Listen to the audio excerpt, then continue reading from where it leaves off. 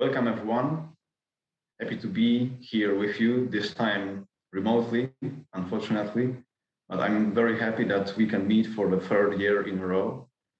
Cloudera and Resolve as general partner of this great event.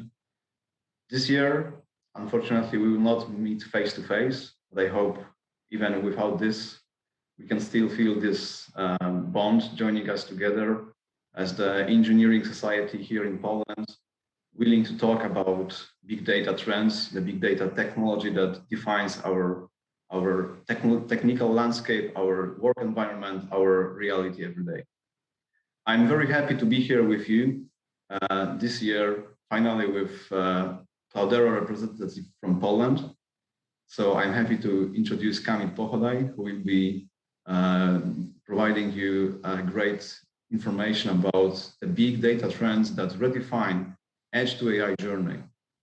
In the last 2 years, I had the pleasure with colleagues from Hungary 2 years ago with Gergely Deveni to talk about the industry's first enterprise data cloud and the idea of coming from edge to AI with the calculations from the very small granular IoT applications which can be deployed at the edge till the very heavy ML-based workloads that can then be calculated in the headquarters on the cloud or on-prem.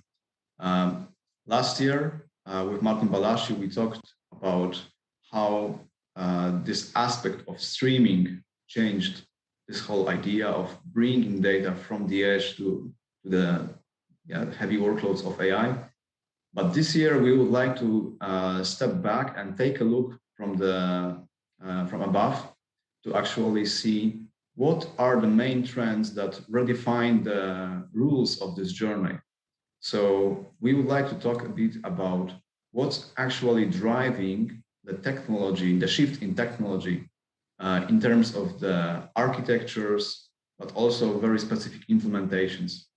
And at the end, I would like also to reflect to our business. This year, I will try to show you something that we did here in Resolve as opposite to the previous year where I was talking about our customers' experience, but I will just keep it as a secret for this moment.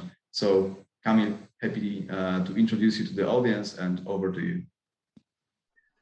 Thank you, Kamil, and welcome everyone. My name is Kamil Pochodaj. I am solution engineer at Cloudera. At Cloudera, we are privileged to work with some of the largest and most innovative organizations in the world. We are an active contributor to many well-known open source projects in data analytics space. That day-to-day work along our customers, partners, and community give us a great view on what's happening in the industry. Let me take you through the key trends that, in our perception, had the biggest impact last year on how companies manage data and analytics lifecycle. One of the biggest changes to the data architecture was definitely separation of compute and storage. The initial architecture, the one HDP and CDH were built upon, in that architecture, compute was correlated with storage. This is due to the fact that at that time, networking at scale was just slow, and hardware for caching data, RAM and SSDs, were expensive. That architecture allowed to achieve the main goal: store and efficiently process large volumes of data. But it has few drawbacks. Upgrades always require a lot of planning. It was difficult to right-size it. If you needed more compute, you had to scale storage, and the other way around. The monolith architecture made it also tricky or impossible to use different versions of components, like different versions of Spark within the same platform, and different versions of libraries to support different data scientist teams. The appearance of public cloud brought another generation of architecture, where storage was decoupled from compute, and virtual machines used to spin up compute-only clusters. The examples of this architecture are AWS EMR and HD Insight in Azure. However, the relative high overhead of spinning VMs led to the need to keep clusters up and running, which was pretty expensive. There was also no solution for long-lived metadata and security policies and lineage. which limited the use cases that could be deployed on those platforms. There was also no solution for on-prem deployment. So in general, the architecture was a big step forward, but it definitely required some rethinking. This led to the design of the new architecture. It was still based on the principle of serving compute and storage, but also taking care of state. We are using containers for dynamic scaling, up and down. We are using containers for better isolation, so that every tenant can have their own environment provisioned that best suits his or her needs, with their own libraries or versions of the software. We also utilize containers to more effectively use the same infrastructure to host different workloads. So, for example, we can in the morning use the same infrastructure for machine learning and in the evening for running some ETL pipelines and things like that. The open source frameworks themselves also have been optimized to better work in such an architecture.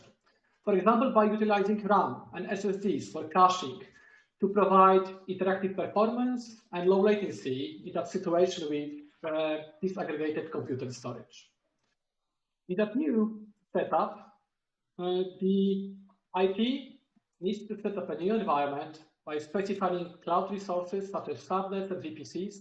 They need to synchronize users and groups with Active Directory. They need to specify where the data be stored, pick up the packets, maybe set up the baseline security. In CDP, that will be done with Apache Ranger.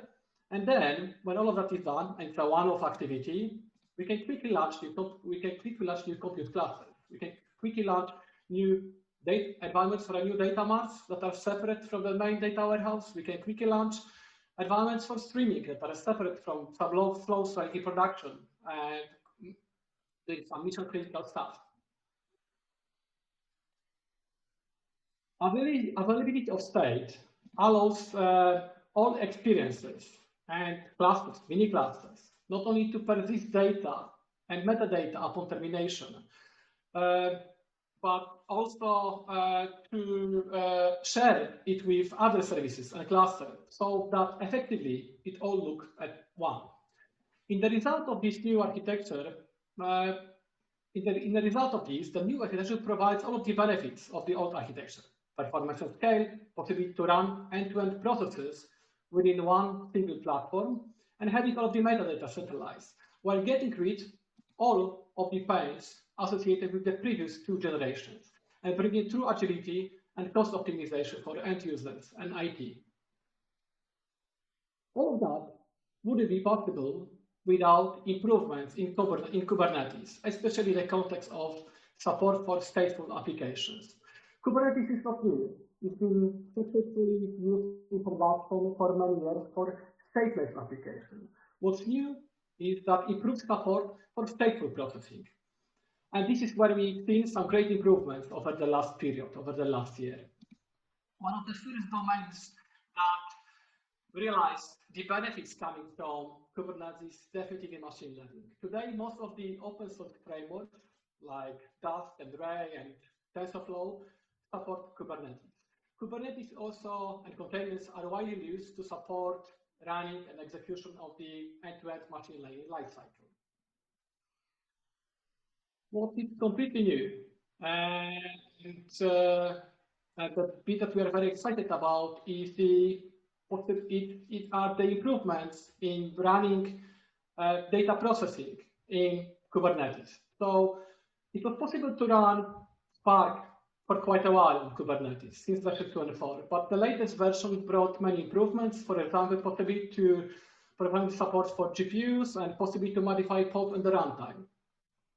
Also, since this year, it's possible to deploy Apache Hive and Apache Impala on Kubernetes. The community worked really hard to get rid of the dependency on Yarn so that it can run efficiently on Kubernetes.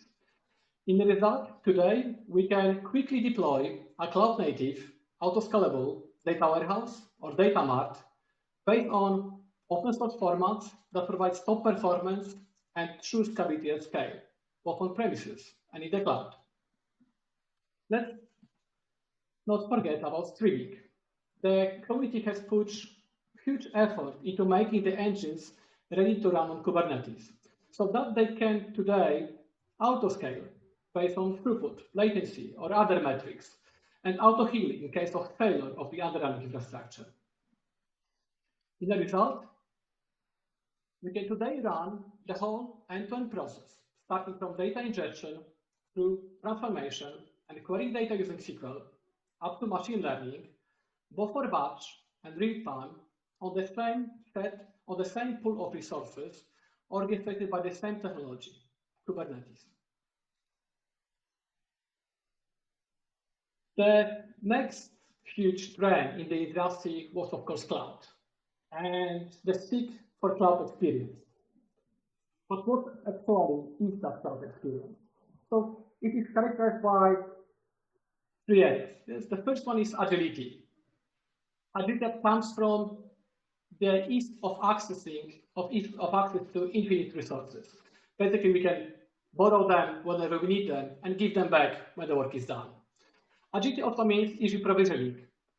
Now we can provision new environments for data scientists and for developers in a matter of minutes.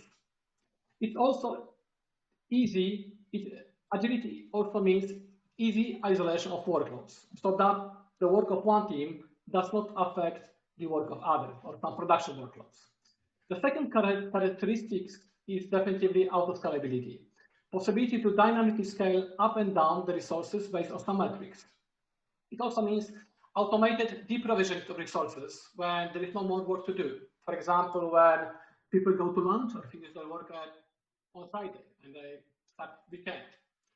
The last characteristic is definitely easy interfaces. Yes? Easy interfaces that allow us to utilize that ability and auto-scalability for business, for set of in a very efficient way, and also easy interfaces for IT, a single pane of glass that helps IT to quickly provision, manage, monitor, and troubleshoot services across all clusters and experiences. This technology shift is definitely obvious. The cloud experience is definitely obvious for public cloud. But can we have it on-prem as well? Yes, this is called private cloud. You can consume resources on demand from shared pool available in your Kubernetes cluster. If you get to the limit of resources on-prem, you can pass some of the processing to public cloud. This is called hybrid cloud. An environment that allows you to effectively utilize data and compute layer on premises and in public cloud at the same time. On the slide, you see an example of running Cloudera data warehouse, both on Azure and on-prem, based on Red Hat OpenShift platform.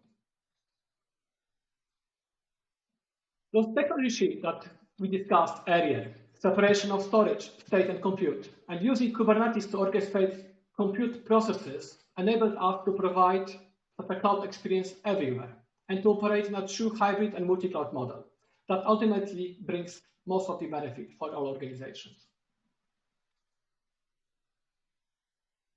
Almost every organization that we talk to already invested in data science team and is experimenting with ML. Yet only 20% of models land into production. Why? There are many reasons for that, but most of them are related to technical debt. Basically everything around model training that makes industrialization of machine learning difficult. The good news is that in the last year, we've made some great progress in making the whole process easier. Now we can provision new environments in a matter of seconds.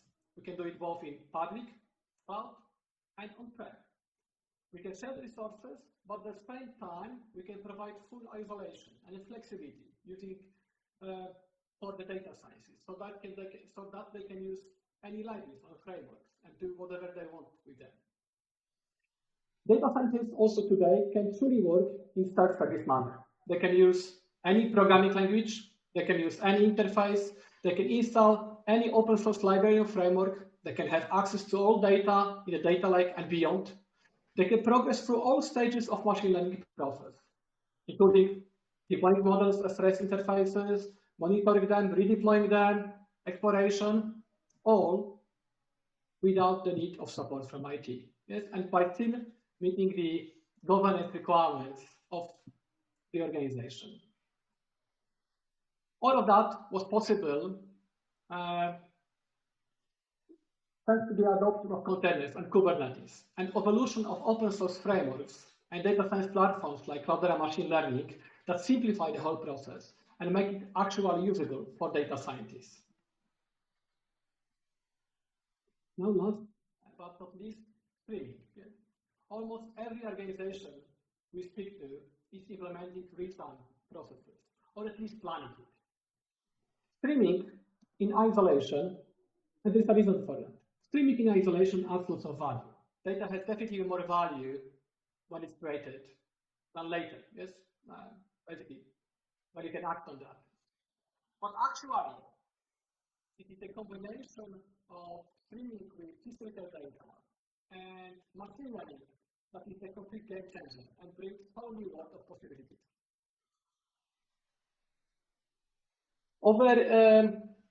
So when we look at the tools and open source projects, we'll see that there are some technologies are leading the pack, and they establish themselves as the core for almost every major streaming architecture. It definitely includes Kafka, NiFi, Flink, and few others. Over the last year, we've seen some great improvements in functionality and tuning for these products. We saw improvements in areas such as integration across the products. Today, Cloudera Manager can deploy and manage not only those traditional BART products, but also Apache NiFi, Apache Flink, and a bunch of Kafka tools. Kafka can exchange schemas with Flink and NiFi via schema registry. Flink can write to Kudu, and so on. We also seen a number of new tools being released to support operation at scale. The example that you can see that gives you the insight, a very nice and simple to interface into what's happening in your cluster. It allows you to see in a graphical manner your data flow, starting from producers through brokers and topics and finishing up to consumers. Also, the list of mirror bucket to zero and stream simplification manager make a huge change. Now we have so much better capability in managing the complex replication scenarios. Use control that allows for automated self-cleaning and self-balancing of Kafka cluster was definitely a great step forward. We can also, that was also a great year for Apache NiFi. Version 1.11 brought many new improvements. For example, the introduction of a completely new parameter framework that is supposed to improve your CI/CD experience, and also a possibility to deploy NiFi in stateless modes on Kubernetes. The third area where we've seen big improvements was also lowering barriers of entry. And a great example of that is that today we can use ANSI SQL on Flink like we are using on any other database or data warehouse. The list of improvements and changes too big to cover in such a session. But if I were to sum that up, the tools are getting better and better every year. They are more reliable, they are easier to use, and easier to deploy and manage at scale. At Cloudera, our next focus is developer experience. We're going to release Dataflow, a brand new experience that will allow developers to focus on development in NiFi, Kafka, and Flink without thinking about clusters and without thinking about tuning. Yes, they will just be able to focus on development, and we will take care of everything in the backend. The new service will bring all of the best from the trends that we discussed today. Sounds good? Thank you. We are going to release a new service next quarter in AWS, and then shortly after in other cloud platforms and private cloud as well, should you wish to use it in your own local data center. To sum up, that was a great year for open source. It was a great year for data and analytics. I will now hand over to Kamil, who will provide a bit more insight onto those topics covered on my session. Thank you for your time. Over to you, Kamil. Thank you, Kamil. It's great to have this overview of Cloudera's worldwide insights and how they are reflected in the real life trends that impact our projects, our business, our reality. The question that we can see right now on the slide is actually something that I was trying to answer in my head, and Last years we were trying to give you an overview how those technical trends that we observe are also reflected in the project that we realize with our customers. All of those 5 trends that we discussed today, they are also very much visible, and we see them, sometimes a subset of them, sometimes all of them, in all of the sectors like retail, banking, automotive. All of our customers touch those aspects in their big data projects. But when I try to answer this question from my perspective, how is it impacting our business at Treesoft? I need to make a confession with you. So last years, we've been developing our own product. This year, finally, we are releasing OQB. And OQB is a platform that we built for retail, holding our 17 years of experience, a team of over 95 people, and number of projects that we realize for our customers as a baseline. So what we do, as you probably remember from our previous conferences, but maybe there is someone who is visiting our stand or seeing this presentation for the first time. We are a company that is a local partner of Cloudera in Poland, and we are bringing together the 3 sets of competences that we believe are crucial for making data-driven business to happen. So AI, data management, and business automation. Those 3 trends, or those 3 set of competences, we have used to create OQB. OQB is a platform that we spent a lot of time last year's building, and we can see that it's actually influencing our customers' business in a way that it's reducing overstocks and understocks. It's providing information about the forecast for sales and demand. But just digging into technology, OQB is a cloud-based software as a service platform based on big data tooling, which utilizes auto-scalability on Kubernetes, which is prepared to support industrialized machine learning models that can generate the forecast, which is using ephemeral clusters with separated computation and storage, and which is really powerful in terms of how it can scale, adapting to a given business case. Of course, this presentation and the whole conference is dedicated towards engineers, and I'm not going to advertise our platform regarding the KPIs that we can achieve on the financial statements. However, I encourage you to visit our virtual stand and talk a little bit more about the internals of OQB, about the architecture that we have developed, and the interesting experiences we had with utilizing Spark, H2O, Azure, Kubernetes, other frameworks that we have used for building that. So thank you for today. I think it's a great time again for Polish AI and big data enthusiast society to be together, to talk about those trends, to talk about those technologies. I'm really happy that we had this opportunity to talk with you today. Thank you, organizers. Thank you, audience. Thank you, Kamil. Have a great day. Take care.